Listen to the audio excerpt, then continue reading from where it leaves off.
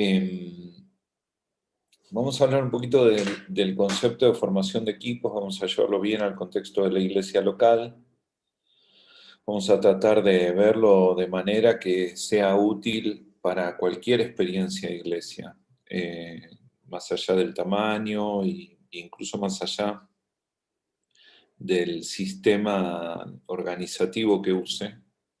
Pero como les decía la vez anterior, eh, la presentación que les voy a compartir tiene mucho concepto, igual que la anterior, así que hay cosas que están construidas sobre el siguiente, así que si ustedes ven que en algo no fue claro, sin ninguna vergüenza, me interrumpen y lo aclaramos y lo tratamos de compartir mejor. Eh, Todo esto como pauta para la reunión de hoy. Dos o tres conceptos para poner el fundamento desde donde vamos a ver el material hoy. Eh, Primero un repaso, un concepto muy rápido, que si alguno tiene interés, le podemos compartir los materiales de esto ampliado, eh, pero solamente lo voy a compartir muy rápido, no podemos detenernos acá porque si no nos va a comer el tiempo del trabajo de equipo. Pero esto es algo que necesitamos tener en mente. La iglesia, como, más allá de la iglesia como cuerpo espiritual y más allá de la iglesia como cuerpo de Cristo, tiene un aspecto que siempre hay que contemplar, que es el aspecto de la organización. Entonces, la organización de la iglesia tiene tres puntos, creo yo, hoy que tenemos que estar atendiendo siempre. Eh, Toda iglesia, después, por supuesto, cada una de estas cosas ustedes las pueden abrir más, pero poniéndolo muy básico, cada iglesia debe tener muy clara una visión, muy claro un sistema y un ambiente en el cual todo eso se pueda dar. Entonces, la visión es fundamental, ¿no?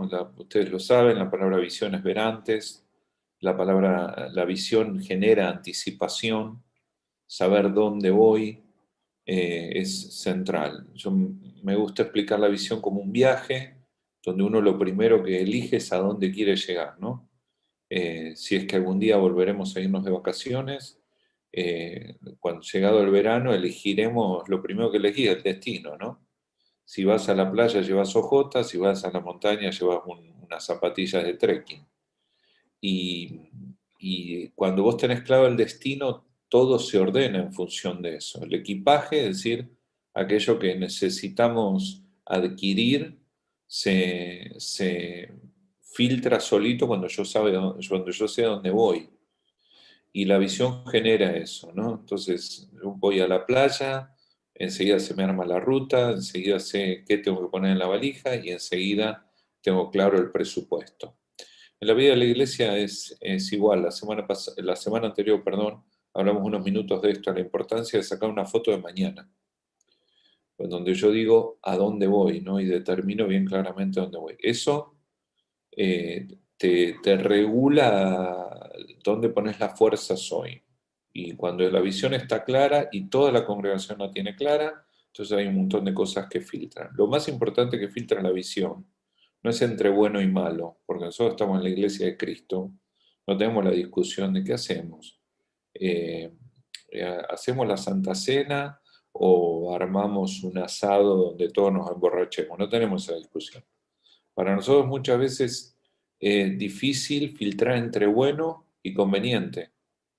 Y no es que todo lo bueno va de acuerdo a mi visión. Si yo trato de adquirir todo lo que sucede en el reino de Dios como algo valioso para mi congregación, puedo llegar a generar tanta carga en la organización que me vuelva inefectivo. Entonces, una de las cosas muy fuertes que hace la visión es filtrar. Y enseguida me dice, vas a la playa, botitas no vas. ¿Pero qué es pecado, botitas? No, no es pecado, pero no va para tu viaje. Entonces, la visión tiene ese poder y eso es muy importante cada uno de nosotros en la responsabilidad que sea que tengamos en la iglesia de Cristo o en un ministerio, tengamos muy claro eso, porque eso determina la ruta, presupuesto, determina un montón de cosas. La otra cosa es, absolutamente todas las organizaciones estamos un sistema. El sistema no es la visión, el sistema es un sistema. Entendemos que la visión la buscamos en la presencia de Dios, así que la visión tiene mucho de divino. Pero el sistema es un sistema, que yo en mi congregación tengo barcas. No es mi visión las barcas. Mi visión es servir y colaborar con el Espíritu Santo a construir una congregación que pastoree una ciudad. Esa es nuestra visión. Por eso lo llamamos Cristo para Todos.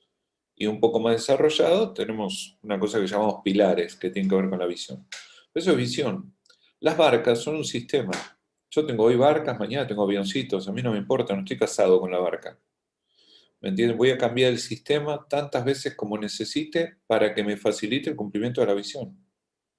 Entonces, a veces, cuando adquirimos sistemas, sobre todo aquellas congregaciones que les fue muy, muy gravoso, muy complejo instalarlos, a veces muy fácilmente nos confundimos, que creemos que el sistema es la visión. La visión es aquello para lo que estamos implantados en nuestras ciudades. El sistema es, bueno, algunos funcionan con los 5 ministerios, otros funcionan con células, otros con racimos, espigas, etcétera, etcétera. Bueno, eso puede variar e incluso el sistema es corregible y se puede ayornar al momento. Cuando nosotros divinizamos el sistema, cada vez que hay que retocarle algo al sistema, se arma un lío bárbaro.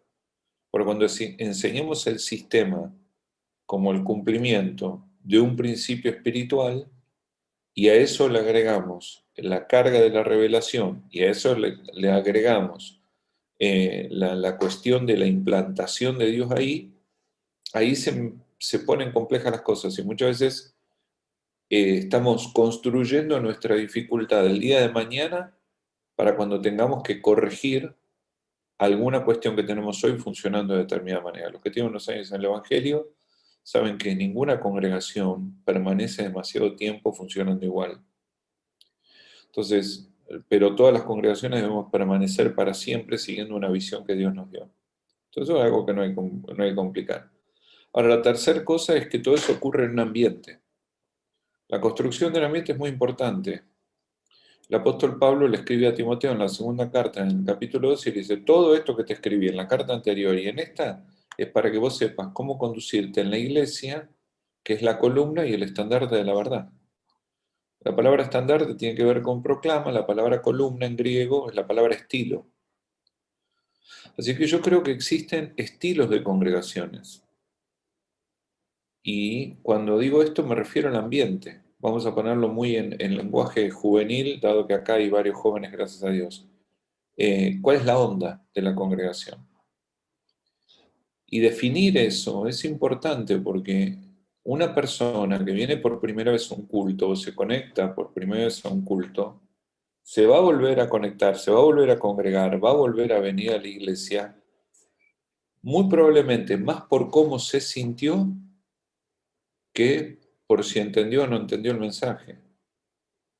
Y bueno, la mitad de la gente nueva que pisa por primera vez en una iglesia entiende la mitad de las cosas con suerte, pero va a regresar si se sintió bien. Y esa vivencia, ese feeling, tiene mucho que ver con el ambiente de la congregación, no con la organización.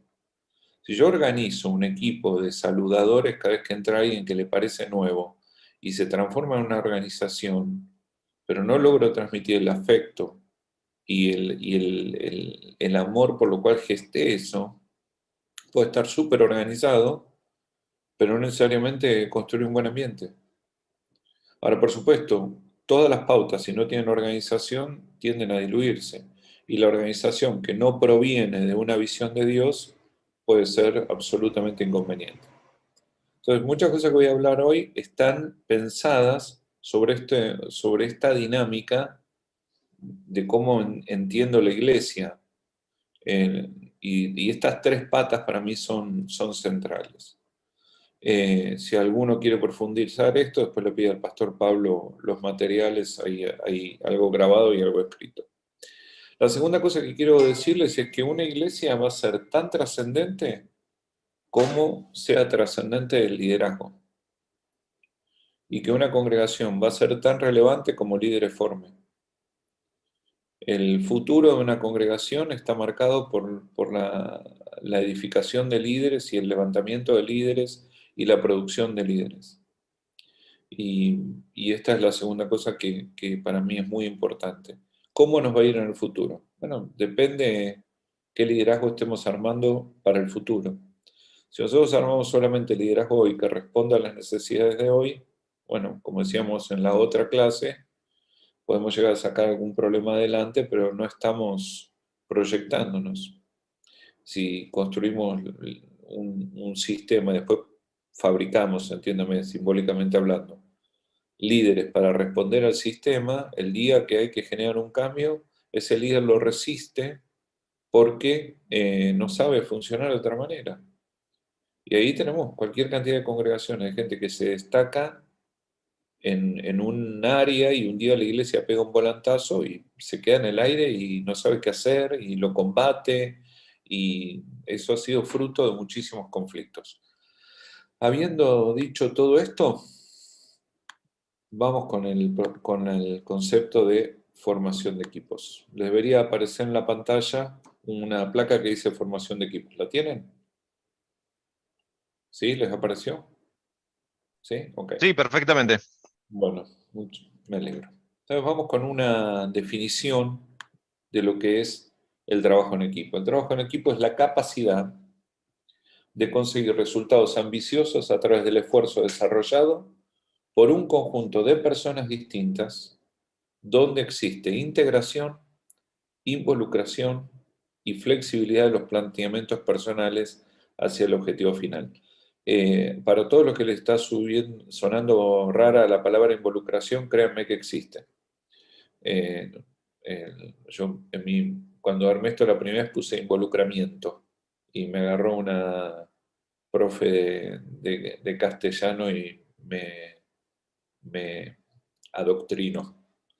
Así que vamos de nuevo. La capacidad de conseguir resultados ambiciosos a través del esfuerzo desarrollado por un conjunto de personas distintas donde existe integrarse, involucrarse y ser flexible ante los planteamientos personales para conseguir el objetivo final. ¿Sí?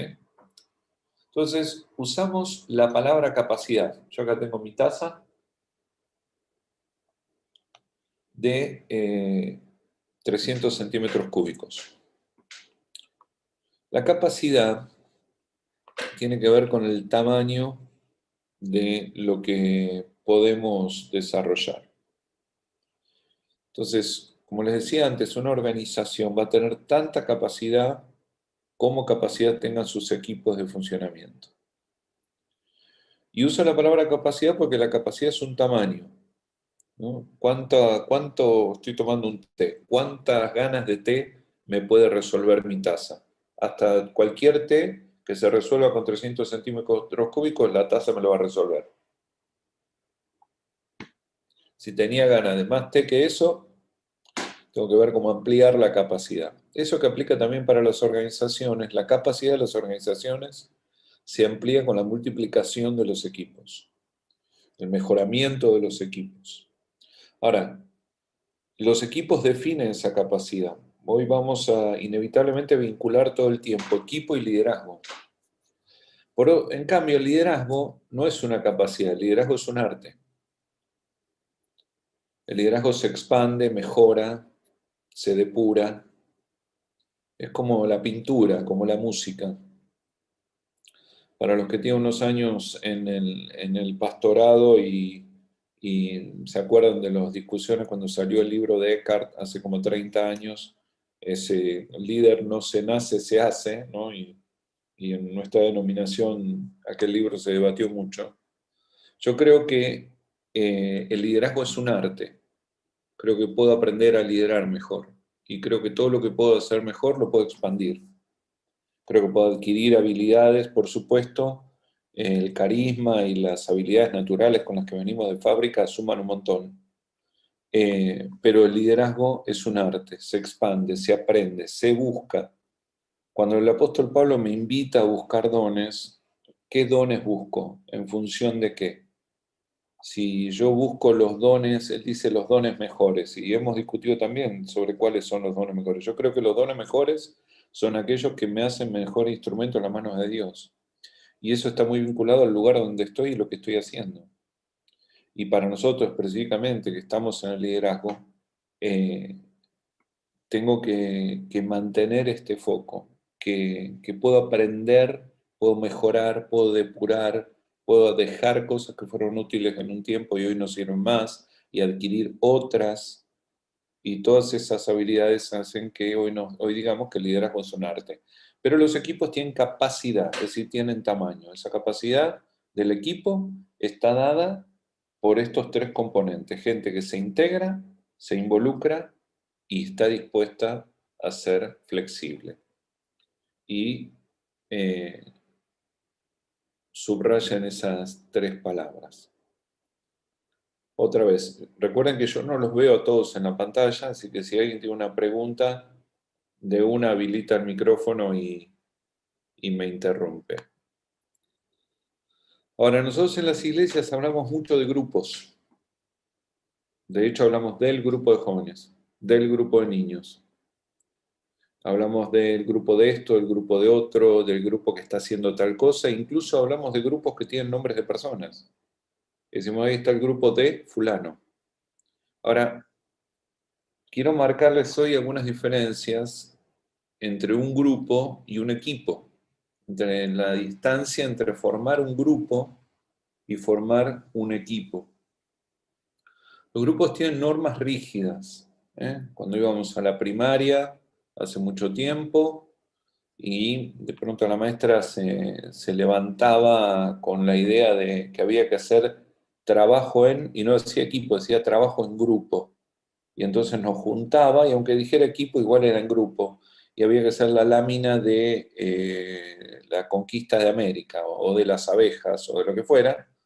Nos sentábamos con nuestros compañeros y lo primero que hacíamos era repartíamos qué cosas hacía cada uno. Y esto es lo que tienen los grupos, funcionamientos rígidos. A veces seguimos haciendo eso en las iglesias, donde tenemos un proyecto de por medio y enseguida lo que hacemos es repartimos, decimos responsabilidades, pero en realidad en general lo que repartimos es trabajo. Y eso es rígido, lo cual genera naturalmente determinados climas de temor y de tensión entre el que se mete en la tarea de otro o el que no está dispuesto a ser flexible porque cree que pierde espacio. Y muchas veces eso se resuelve en gente que trabaja independientemente. Y que si mañana sale mal, ¿qué te dice? Ah, yo lo que tenía que hacer lo hice, ¿no? Así que los niveles de involucramiento, de involucración de la gente en la planificación se ponen complejos porque no se sabe finalmente para qué está el grupo. Y si es un grupo que se armó específicamente por una tarea, cuando esa tarea se cumple, el grupo en las congregaciones suele permanecer y trata de reformularse. Entonces yo creo que eso también muchas veces es una fuente de tensión, que eso armamos un grupo para la actividad de Navidad. Y trabajó el equipo en la actividad de Navidad, salió bien, pero después resulta que descubren que la pasaron bien porque les gustó estar juntos, les gustó las empanadas que comieron cuando se reunieron a trabajar y demás, y se les ocurre venir con la idea de que ya que armamos el grupo, mantengámoslo.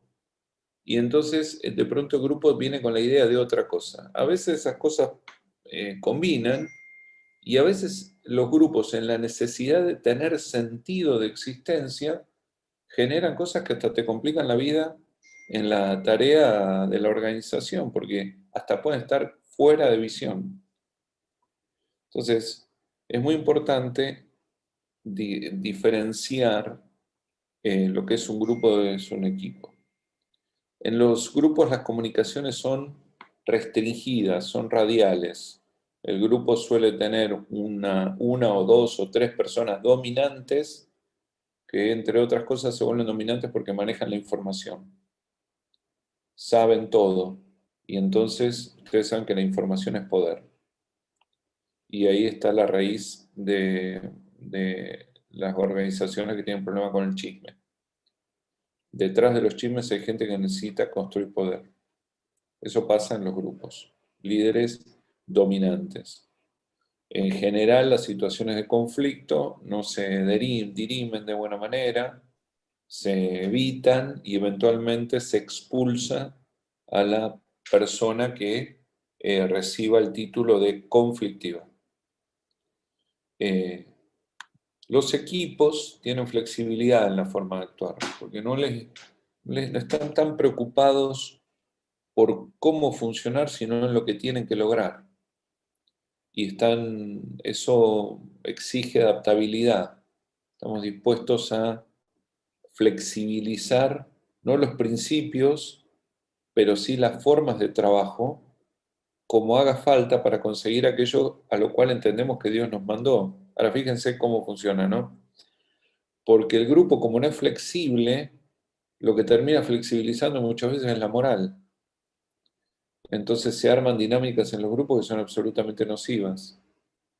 Pero el equipo es el principio contrario, el equipo practica la flexibilidad, cuida la moral y está dispuesto a flexibilizar las formas y cada uno aporta su propio grano ahí, bajando sus propias pretensiones para la consecución de lo que se está buscando. Así que el clima de confianza es central, el apoyo mutuo, trabajar en la generación de compromiso con los objetivos que estamos buscando y una comunicación muy abierta. Los líderes de este tipo de equipos hablan todo con todo el mundo. No a veces informan, pero la mayor de las veces el desafío para los líderes ahí es que seamos gente que podemos llevar una tarea pensada, pero si la llevamos completamente cocinada, no estamos funcionando en equipo, sino que tenemos el desafío de generar participación. Así que cuando hay un conflicto hay que resolverlo rápido y hay que tratar que sirva para algo. Los líderes de los equipos gestionan, no controlan. Son líderes que hacen que las cosas pasen. No quieren saber qué está haciendo cada uno en cada momento, sino gestionan, buscan que las cosas sucedan. En los equipos, ¿no? ¿Se acuerdan? Hace 2 semanas hablamos y dijimos, hay liderazgos, hay tensiones que hay que resolver y otras que hay que liderar. En los equipos es normal el desacuerdo. Y otra vez demanda líderes que puedan lidiar con eso, sin generar que un desacuerdo se vuelva un conflicto. Y por último, busca la participación de todos los miembros. Hago una paradita acá antes de ir a los pasos de formación de los equipos. Preguntas, dudas, aportes, huevos, tomates, algo que les surja aquí para aportar.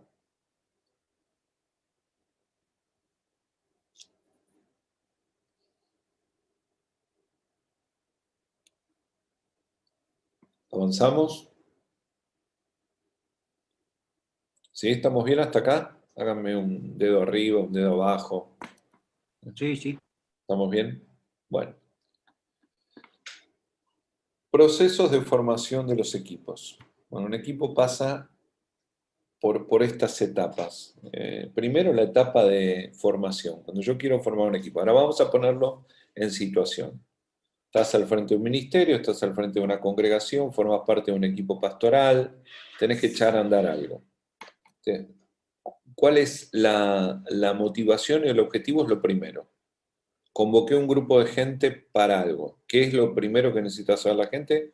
¿Para qué la convoqué? Voy a juntar un grupo de gente. ¿Cómo hago que ese grupo se transforme en un equipo? Bueno, dándole, número uno, un objetivo. Nosotros estamos para y un equipo se vuelve cada vez más eficiente cuando está bien enfocado, ¿no? Entonces, tu primer reunión donde determinaste Por ejemplo, ahí la semana pasada le contaba al pastor Pablo que hace unos años hicimos un coro de 1000 voces y a una señal cantamos el Aleluya a capela en el Hall de Constitución. Para los que alguna vez anduvieron por Buenos Aires, bueno, el Hall de Constitución es similar al hall de la terminal del ferrocarril San Martín en Retiro. Un edificio gigante con unos techos bien como las construcciones que hicieron los ingleses cuando instalaron el ferrocarril.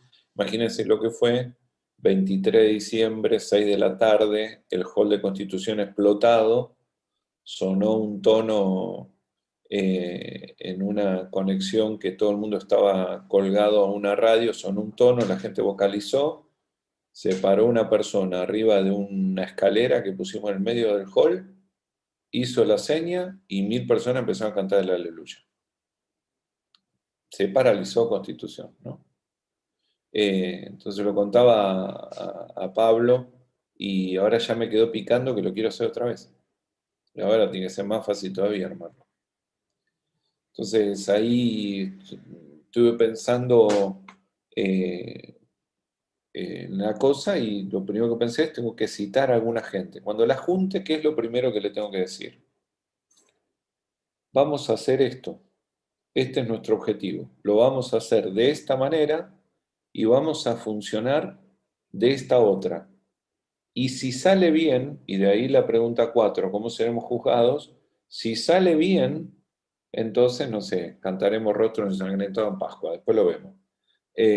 Pero cuando ponemos el objetivo ya le ponemos también fecha. Si no hacemos eso, por ejemplo, cualquier cosa que hagamos alrededor de la música, si no tenés cuidado, se te arma el ministerio de adoración B. Y no importa el tamaño de la iglesia, mañana puedes llegar a tener 2 grupos haciendo cosas diferentes, funcionando como grupo. Entonces, cuando juntás un equipo, primera cosa que hay que decirle, mira, estamos acá para esto. Vamos a trabajar de esta manera, así que esperamos funcionar entre nosotros con este comportamiento y tiene que salir bien. ¿Qué quiere decir que salga bien? Está bueno poner objetivos. Yo abriste un comedor. En la primera reunión hay que decir, vamos a trabajar para hacer esto, lo vamos a hacer de esta manera, y nos vamos a sentir que estamos cumpliendo la cosa cuando le demos de comer a 50 personas, 830, 27, 551, no importa, las que sean. Entonces, ese es el planteamiento número 1 de un equipo en su formación. O sea, ¿para qué nos están juntando? ¿Y cuándo llega el día donde nosotros sentimos que cumplimos nuestro propósito? Es decir, a qué estamos queriendo llegar. La segunda cosa es el conflicto. Ojo, porque los pastores, sobre todo los que tenemos unos años en el ministerio, le rajamos a esto.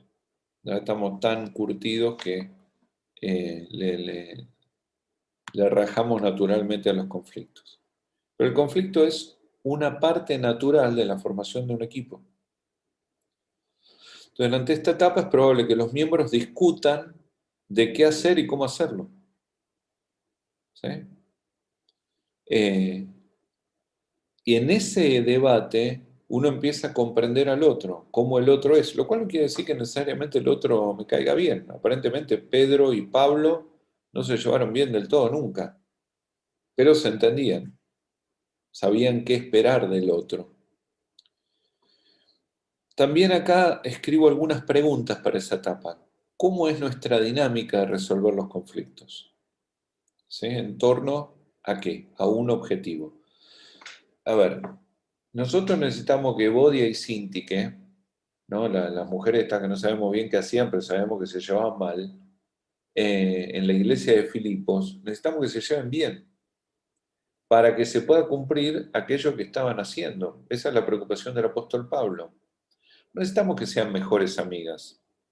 Ser hermanos en la congregación no quiere no quiere decir ser los mejores amigos, no me lo voy a llevar al otro a vivir a mi casa, pero tengo que poder amarlo y funcionar con él más allá de todo. Entonces, ¿qué es el punto aunador? el objetivo, la visión. ¿Estamos para qué? Cuando la visión está clara, ayuda a resolver los conflictos. Entonces, esto prosigo. Cuando Pablo dice prosigo al blanco, ¿qué es? Y él define muy bien. Nosotros estamos para esto. Esto es lo que queremos hacer. Y en torno de eso se pide la flexibilidad.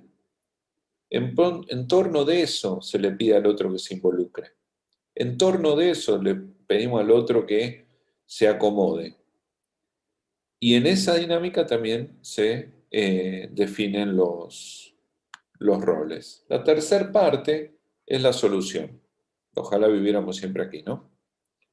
Es el momento donde los miembros del equipo deciden aceptar las reglas, roles, cultura, idiosincrasia del equipo y el hecho de estar consiguiendo resultados es importante porque eso alienta. Ahora, otra vez, miren que si al comienzo no le definimos al equipo cuáles son los objetivos, nunca sabemos si estamos consiguiendo resultados. ¿Sí? Mira, acá nosotros queremos lograr esto y esperamos, qué sé yo, al comienzo lograr esto y luego entonces, eh, los trabajos muy a largo plazo, ahí voy Miguelito, los trabajos muy a largo plazo tienen estadios intermedios, donde vos todavía no conseguiste lo que te planteaste, pero está bueno evaluar si lo que conseguí ayer me está llevando al objetivo o no.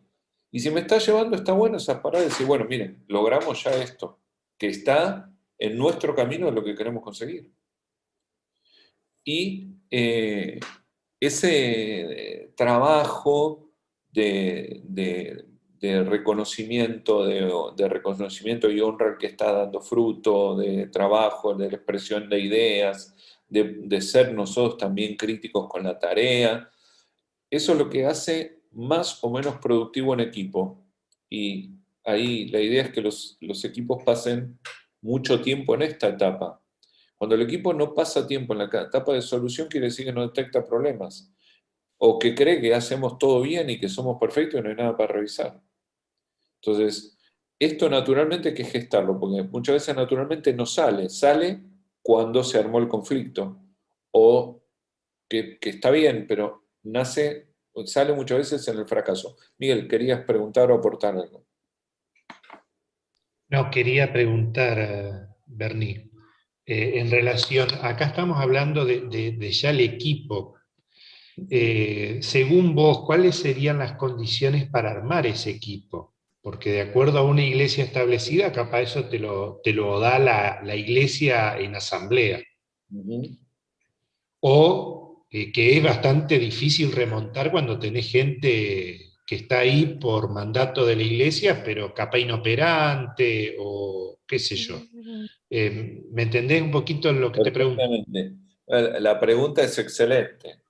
Y supongo que acá los que tenemos unos años, no sé, lo veo ahí a Noli, que de esto supongo que puede dar clase. Tenemos la pregunta también, ¿cómo selecciono la gente para la Claro. primera reunión, ¿no? Bueno, no, yo creo que fundamentalmente el objetivo es el que tiene que filtrar, ¿no? Y la claridad en lo que se le va a pedir a cada miembro del equipo. Ahora, ahí, otra vez, por eso le decía antes, es inevitable hablar de estilos de liderazgo, porque en esto, normalmente los pastores tendemos a convocar gente que piense como nosotros, porque nosotros queremos que las cosas pasen. Entonces, vos tenés una idea, algo que querés lograr, y convocás a la gente con la que naturalmente te sentirías cómodo trabajando. Pero después resulta que aparecen estas tensiones que está contando Miguel. Y si no llamo a fulano, ¿no se ofenderá? Y si no hago tal cosa, ¿no? Bueno, son estilos de liderazgo más que estilos de equipo. Ahí la respuesta está más en nuestro liderazgo y en nuestra manera de liderar que en la manera de formar el equipo. Yo creo que tenemos que animarnos a ser muy abiertos en nuestro liderazgo. Yo creo mucho en las convocatorias abiertas.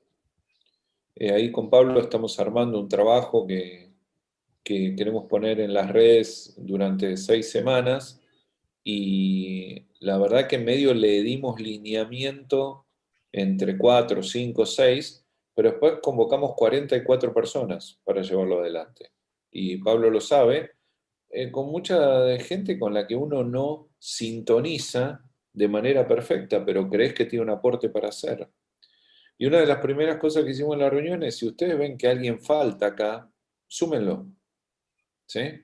Y de hecho se sumaron un par que yo no había llamado y se cayeron otros.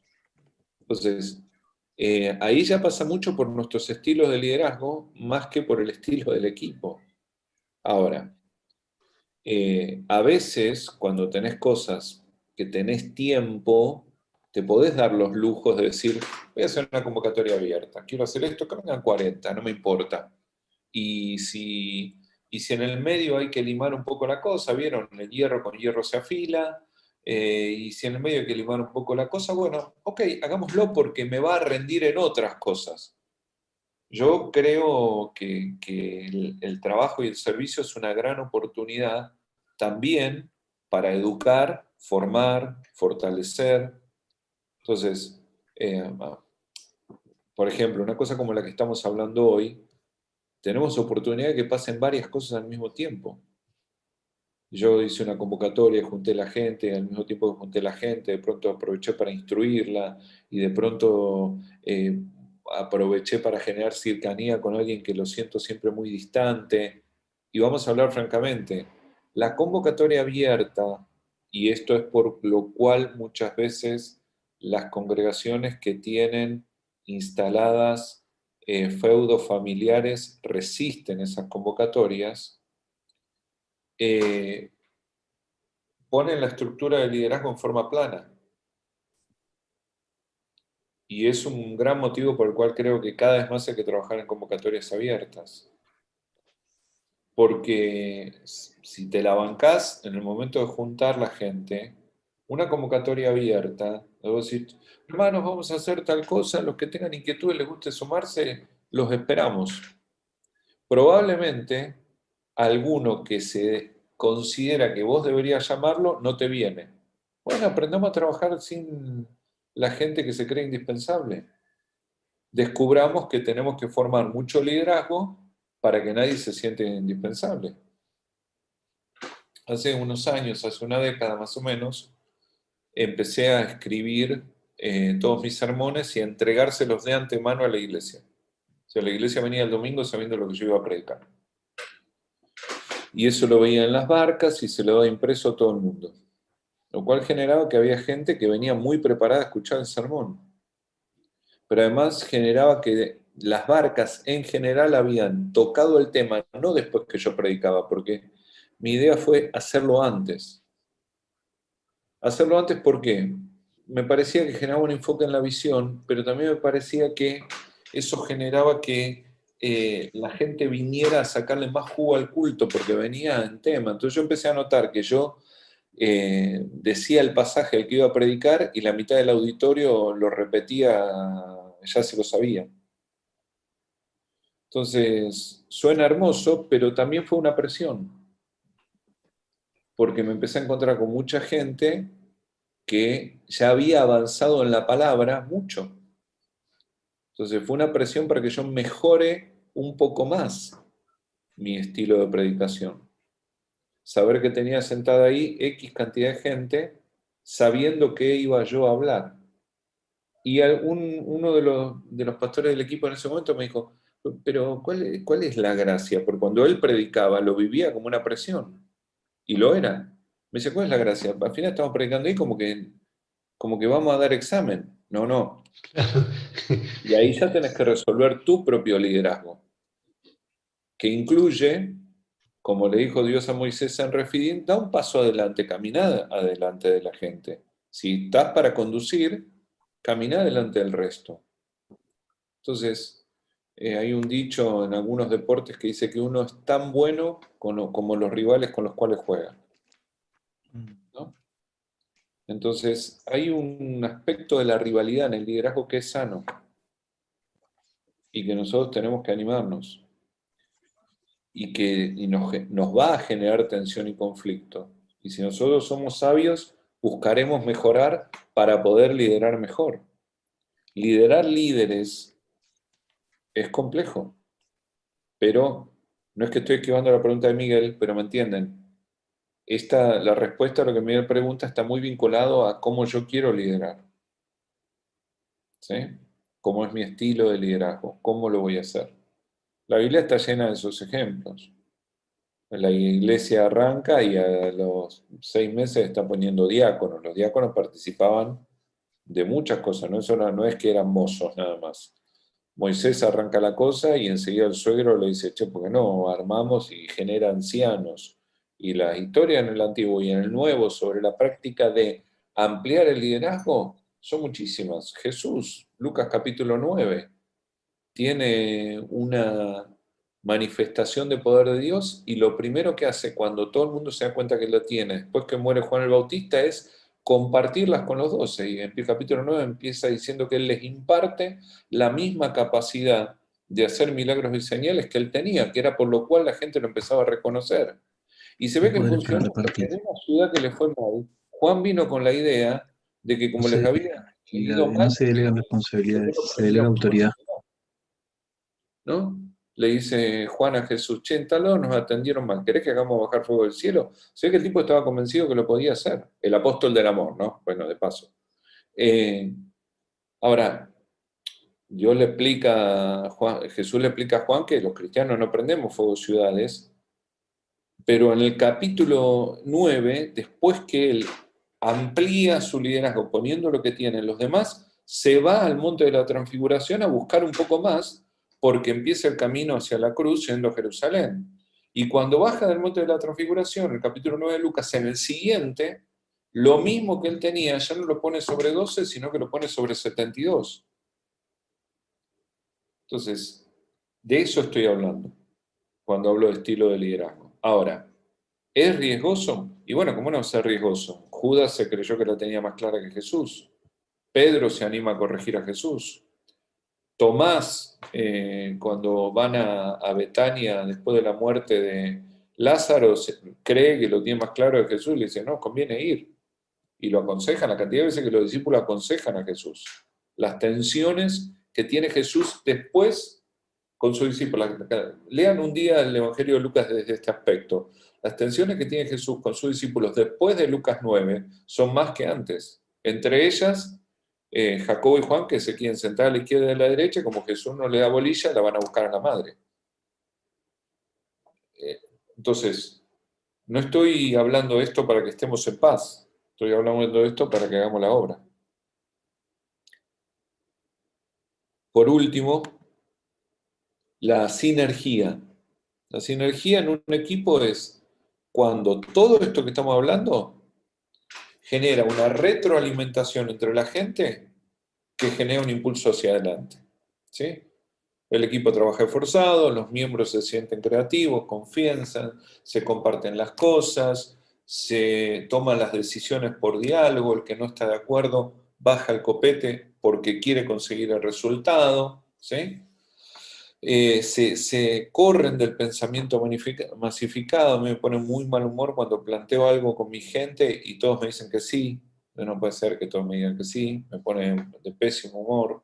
Me pasó algo en una reunión que tuvimos el lunes, compartí algo, de pronto parecía que todos estábamos de acuerdo, pero cuando me levanté, 2 o 3 expresaron un desacuerdo, así que yo no pensé por qué no lo dijeron antes, pensé qué pasa conmigo, que estos 2 o 3 nos sintieron la confianza, por ahí soy demasiado terminante a la hora de algunos conceptos, o qué, ¿no? Entonces, todo eso es el proceso de la sinergia, ¿sí? Ahora, hablemos de liderazgo. ¿Alguna pregunta hasta acá? ¿Estamos bien? ¿Alguna pregunta hasta acá que ustedes vean que necesitamos hacer? Porque nos quedan poquitos minutos y los quiero dedicar al concepto de liderazgo. Este tipo de líderes tienen 4 destrezas.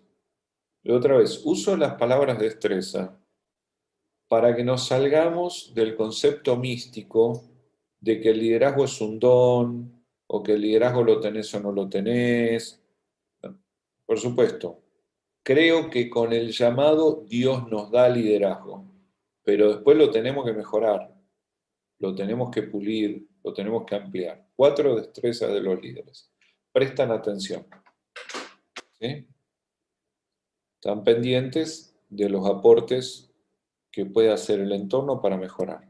Hablan directo y generan un buen feedback de ida y vuelta, ¿no? Brindan perspectiva, es decir, abren el cuadro. A veces los pastores estamos en una posición respecto de la congregación que tenemos un panorama que quizás nadie más tiene. Entonces, cuanto más grande es la tarea, no necesariamente la membresía, pero cuanto más se amplía la tarea, más demanda hay que nosotros seamos una persona que brinde perspectiva. Y después construye conexiones. Ve que fulano sirve para tal cosa y lo conecta con este otro. Y otra vez, ahí también estamos corriendo riesgos.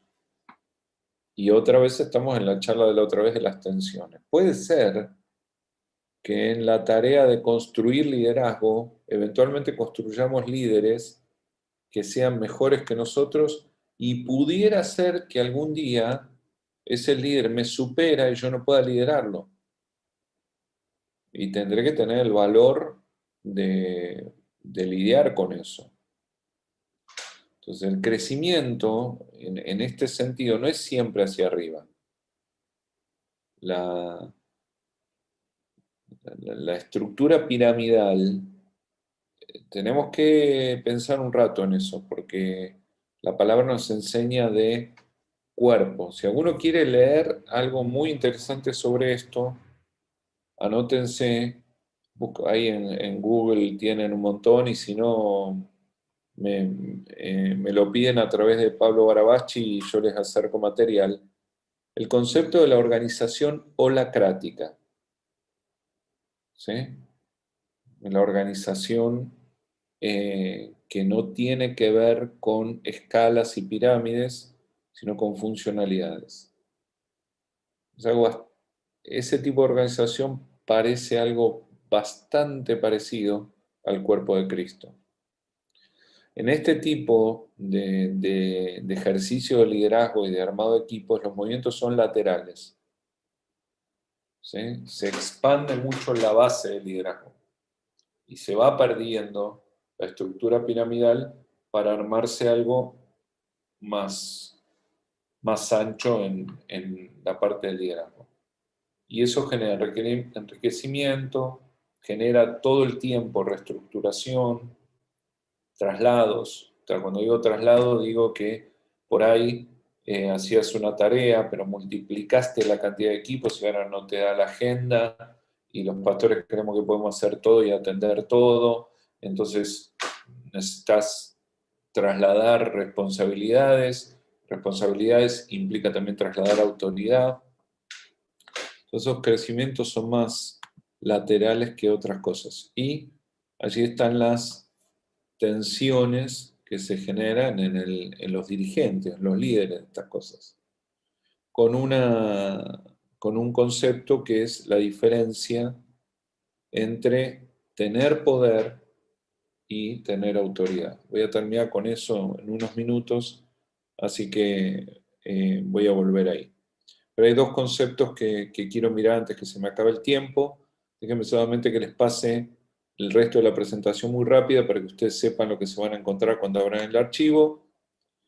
Se van a encontrar con la definición de poder y la definición de autoridad a la que ahora vamos a ir. Y en la presentación van a encontrar una cosa que se llama, hay un hombre que se llama Jim Collins que escribió los niveles de liderazgo y es medio como un concepto que estandarizó las enseñanzas de liderazgo. Maxwell lo usa mucho y algunos, Miles Monroe trabajaba con este concepto también. Ahí en la presentación van a encontrar un resumen de los niveles de liderazgo. Y después una pequeña serie de preguntas para que yo pueda evaluar eventualmente dónde tengo la organización. Eh, yo le mando esto a Pablo y Pablo se los comparte a ustedes. Pero dos conceptos muy rápidos.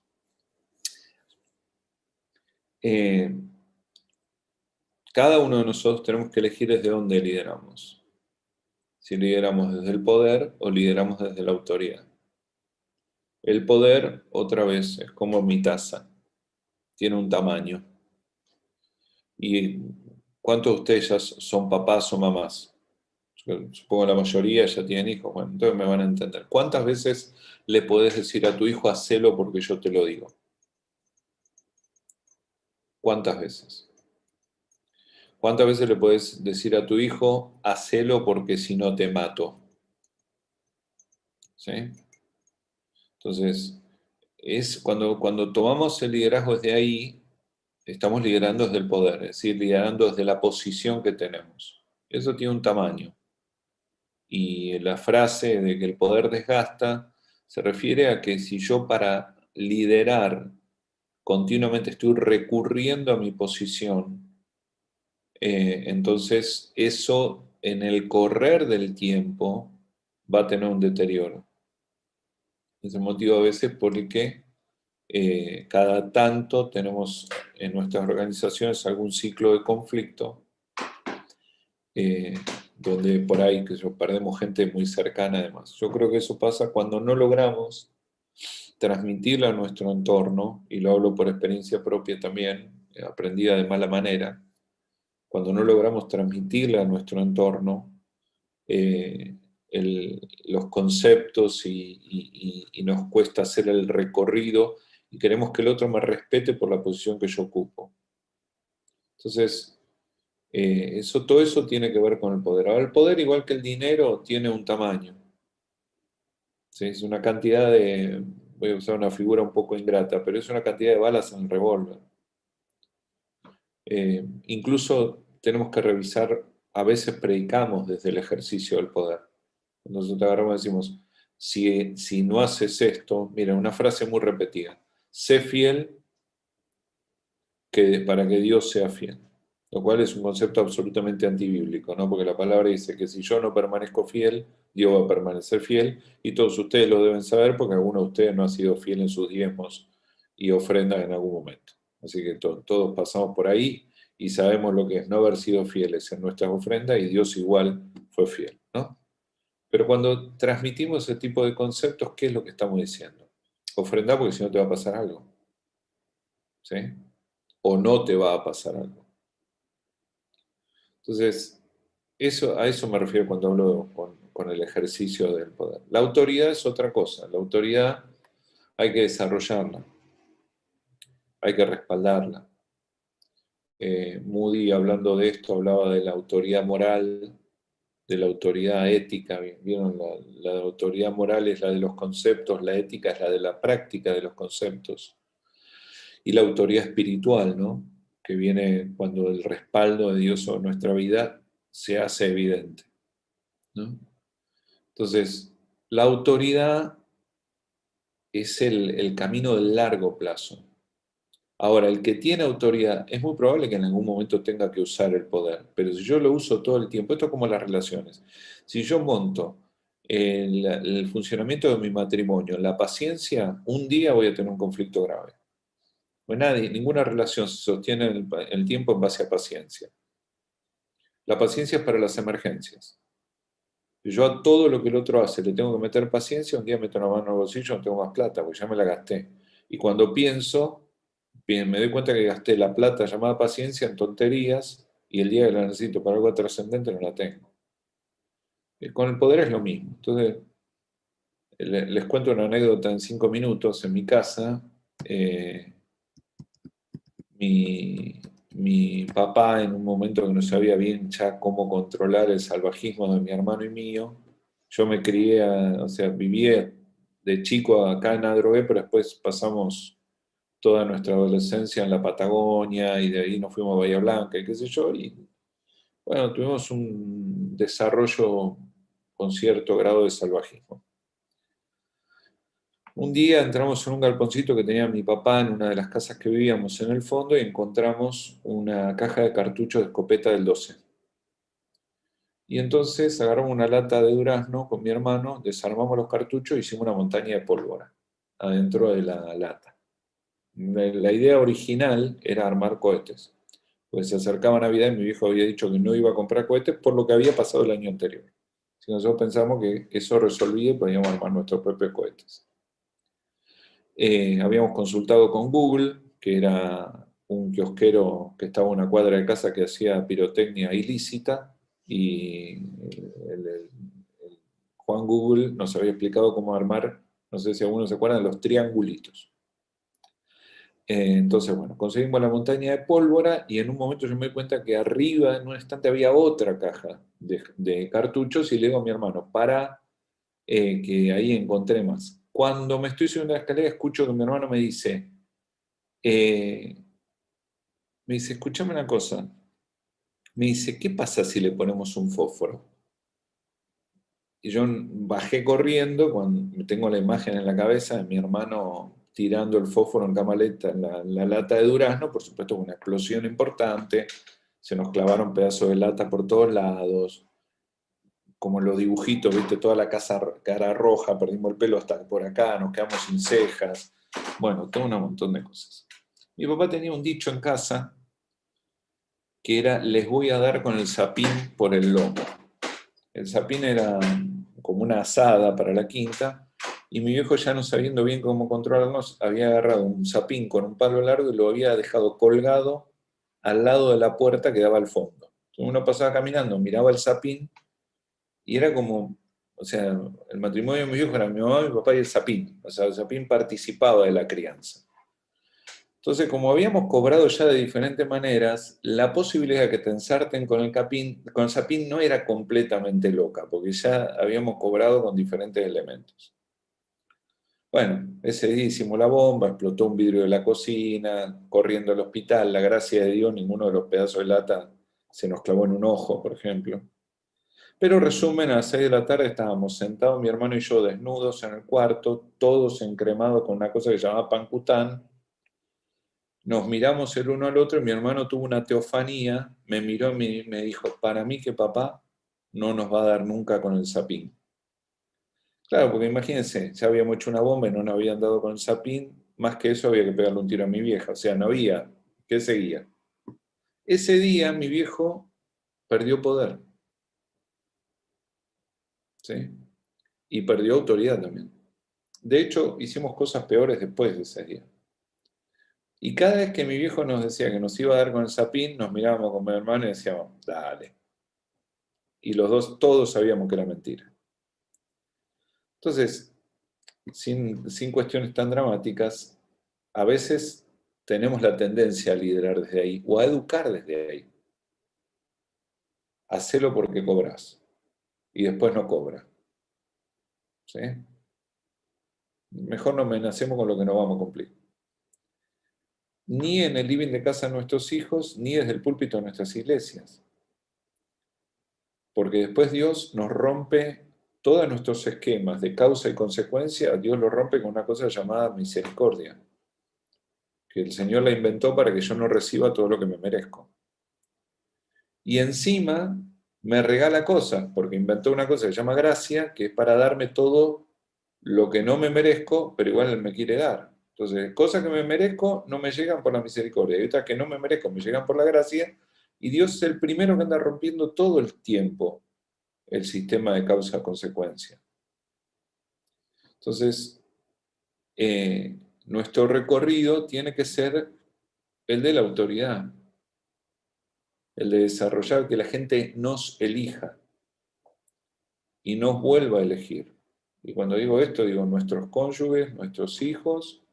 Si yo tengo que decirle a mi hijo muchas veces, soy tu padre, tengo que revisar por qué necesito recordárselo. ¿Me entienden? Entonces, yo creo que muchos de ustedes deben haber leído aquel libro de la década del 90, del Escudero de Dios. Bueno, está fenómeno, todo bien. Pero si yo tengo que decirle a la gente que trabaja conmigo continuamente, tengo que recordarle quién manda y tengo que recorrer un camino donde faltarme a la obediencia puede tener que ver con faltarle respeto a Dios, ese camino funciona en el momento, no funciona a largo plazo. Y me parece que Jesús es el máximo ejemplo. Vos, hablanos claramente, ¿vos sos el Mesías? No sé, las obras que yo hago, ¿qué les dicen? No, pero decinos claramente, ¿sos o no sos? No sé qué decirle, muchachos, porque vino Juan con una predicación, ustedes dijeron que estaba loco, ahora yo estoy haciendo estas cosas, y ustedes por cuáles de las cosas que... Y nunca les contestan. ¿Sí? Entonces, ahí Jesús marca, yo sé que pone la vara alta, y no digo que vamos a llegar al 100%, pero creo que hay que apuntarle ahí. La otra cosa que quiero dejar ahí abierto es todos los pastores tenemos que buscar lograr nuestro máximo éxito. Nuestro máximo éxito es ser reemplazados. Este es nuestro logro más importante. Poder mirar hacia adelante y darme cuenta que ahí viene caminando Juan, ahí viene caminando Felipe, Esteban y quien sea. Tenemos que trabajar para eso y apuntarle para eso. Liderazgos levantar mucho liderazgo en torno, alrededor nuestro, que nos mejore, que nos confronte eventualmente. Si lo hacemos bien y la gente reconoce la siembra que hacemos en sus vidas, entonces no tiene por qué implicar crisis, aunque puede implicar tensiones. Pero, como les dije al comienzo, yo creo que una organización, y estoy hablando de la iglesia, va a ser tan fuerte como Liderazgo Levante. Entonces, una cultura que pueda resolver esto. Sí, cuando nosotros vamos cumpliendo años, ¿no? Yo tengo ya 30 años de ministerio. Yo creo que tengo 6, 7, 8 años más para poner en marcha cosas nuevas. Creo que de allí en más me va a tocar mucho hacer mantenimiento de la tarea. La iglesia es eterna. No puede seguir los tiempos de una persona que es finita. Entonces, para que la iglesia viva en la tierra esa práctica de eternidad, entonces yo tengo que buscar que constantemente se esté gestando alrededor mío ese tipo de liderazgo que genera cada vez más. Por otro lado, cuando practicamos esto, el ministerio se multiplica violentamente. Las posibilidades de la iglesia se multiplican violentamente. A mí me costó mucho, cuando todo esto explotó, de pronto salía de mi oficina al parque de la iglesia. Nosotros tenemos un parque muy grande entre la oficina y el auditorio, y de pronto venía alguien y me decía: pastor, ese grupo que está ahí, ¿de qué es? Yo no tenía idea de qué me estaban hablando. Ustedes piensan que yo estudié ingeniería antes de estudiar teología, así que para mí yo tengo que saber todo. Así que para mí me costó mucho y me doy cuenta cada tanto cuando me pasan cosas como las que les compartí del lunes, me doy cuenta que a veces creo que tengo la pelota abajo de la suela y que este tipo de cosas no hay un día en el que te recibís, sino que tiene que ver con una práctica continua de una cultura personal.